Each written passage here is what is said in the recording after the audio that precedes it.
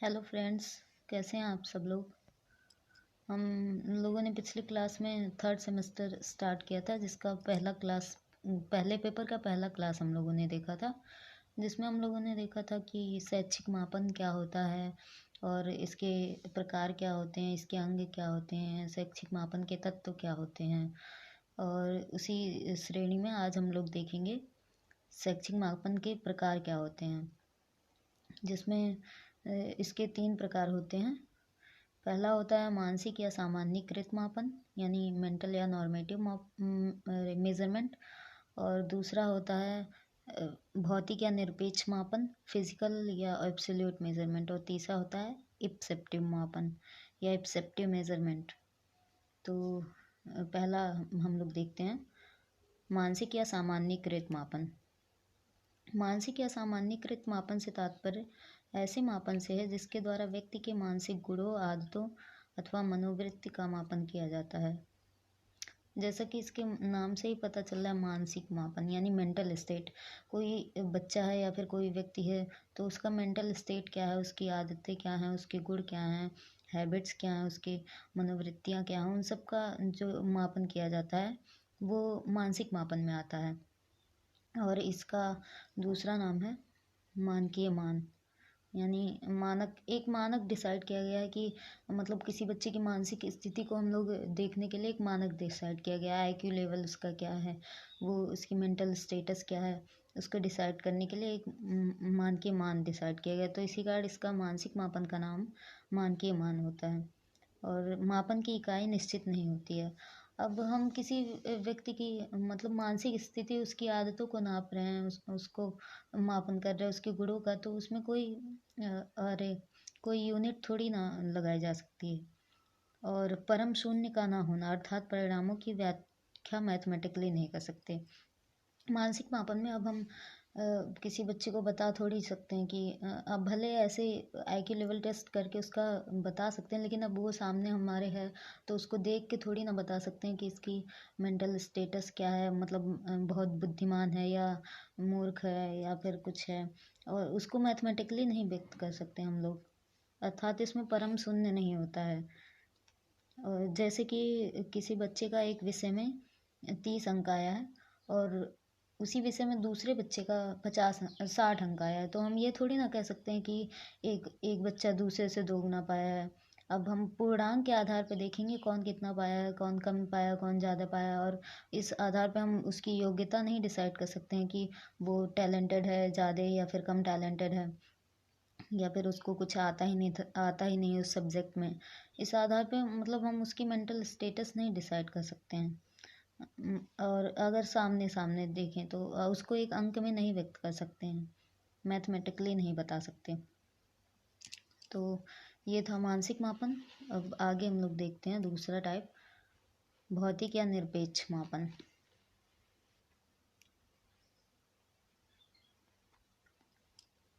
मापन का वह प्रकार जिससे हम वस्तुओं का भौतिक रूप से मापन कर सकते हैं जो कि वातावरण में उपस्थित हैं। मतलब वातावरण में हमारे आसपास जो भी वस्तुएं दिखाई देती हैं, हम उनका अगर कुछ कुछ आकार प्रकार है, वो हमें प्रत्यक्ष रूप से दिखाई दे रही हैं, तो फिर वो हम लोग उसको एक मतलब उसकी मापन कर सकते हैं, उसको एक मैथमेटिकली डिफाइन भी कर सकते हैं। उसको एक मैथमेटिकल फार्मूले की मदद से उसको इसका आकार क्या होगा, इसकी वॉल्यूम क्या होगा, सब कुछ डिसाइड कर सकते हैं। मतलब फिजिकल स्टेटस उसका डिसाइड कर सकते हैं प्रत्यक्ष रूप से जितने भी दिखाई देते हैं। और जो मेंटल मेजरमेंट था या मानसिक या सामान्यीकृत मापन, उसमें हम लोग प्रत्यक्ष रूप से नहीं बता सकते ना कि अरे अब किसी का मेंटल स्टेटस हमको दिखाई थोड़ी ना दे रहा है सामने सामने, वो उसकी इंटरनल क्वालिटी है। तो वो उसको हम मैथमेटिकली फार्मूले के द्वारा डिसाइड नहीं कर सकते हैं। जबकि फिजिकल स्टेटस को हम बता सकते हैं, कौन मोटा है, लंबा है, चौड़ा है, पतला है, वो सब बता सकते हैं। और जैसे कि किसी स्थान का हम लोग टेम्परेचर मान लेते हैं, इसका बहुत अच्छा एग्जांपल है। अब टेम्परेचर को क्या हम लोग फील कर सकते हैं, तो टेम्परेचर या तो और उसको मैथमेटिकली बता भी सकते हैं, या तो वो ज़ीरो होगा या फिर माइनस में होगा या प्लस में होगा, उसको एक मैथमेटिकली एक्सप्रेशंस के द्वारा डिफाइन भी कर सकते हैं। और अगला हमारा है इप्सेटिव मापन। इप्सेटिव मापन में क्या होता है कि मतलब ये मापन मानसिक मापन के विपरीत होता है।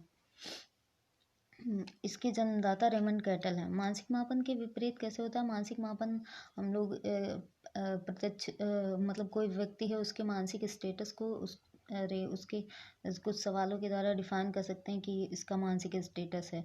जबकि इप्सेटिव मापन में क्या होता है कि हमें कोई भी चीज़ करने के लिए जैसे कुछ 4-5 ऑप्शन दिए हुए हैं, तो उसमें से हमको डिफाइन करने के लिए उसको फोर्सिबली चॉइस करना पड़ता है, मतलब फोर्सिबली चूज करना पड़ता है, बाध्य चयन। यही दिया है अगला पॉइंट। ऐसे मापन में व्यक्ति को समस्याएं दी जाती हैं और व्यक्ति को बाध्य चयन यानी फोर्सिबल चूज करना पड़ता है। तो उसे कैटल महोदय ने इप्सेप्टिव मापन की संज्ञा दी है। जैसे कि अरे 3-4 बच्चे खड़े हैं, तो हम लोग उनको डिफाइन करना है हमको। कुछ कोई सत्यनिष्ठ है, कोई ईमानदार है, कोई विनम्र है, किसी का नेचर मित्रात्मक है।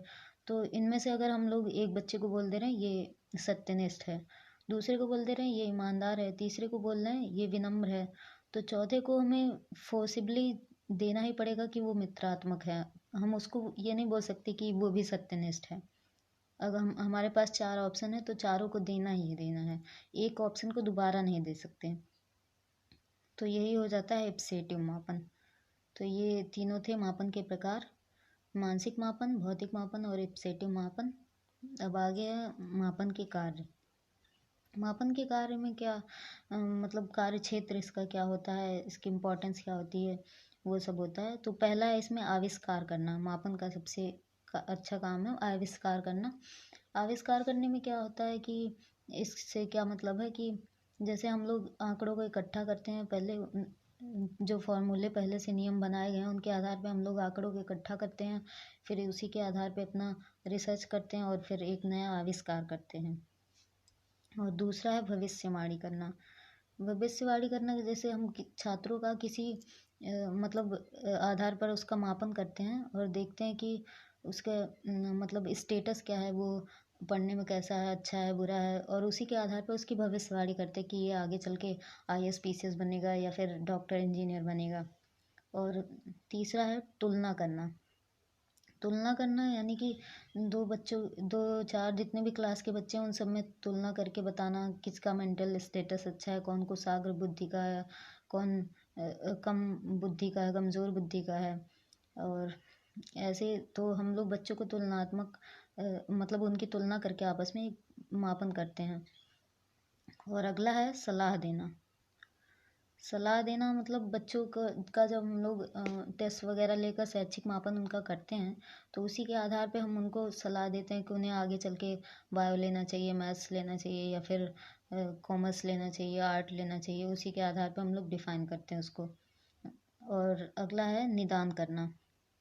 निदान निदान करने में क्या होता है कि हम बच्चों के मतलब पहले उनका टेस्ट लेते हैं, फिर शैक्षिक मापन उनका करते हैं और उसी के आधार पे उनके मतलब जो भी समस्याएं आती हैं पढ़ने में या फिर क्वेश्चंस जो नहीं कर पाए वो क्या समस्याएं आ रही हैं उनका पता लगाते हैं और फिर उनका उपचारात्मक शिक्षण करते हैं। तो ये थे शैक्षिक मापन के कार्य। और आज की क्लास में हम लोगों ने देखा शैक्षिक मापन के प्रकार और इसके कार्य क्या क्या होते हैं, इसके कार्य क्षेत्र क्या हैं। तो आज की क्लास में बस इतना ही। धन्यवाद।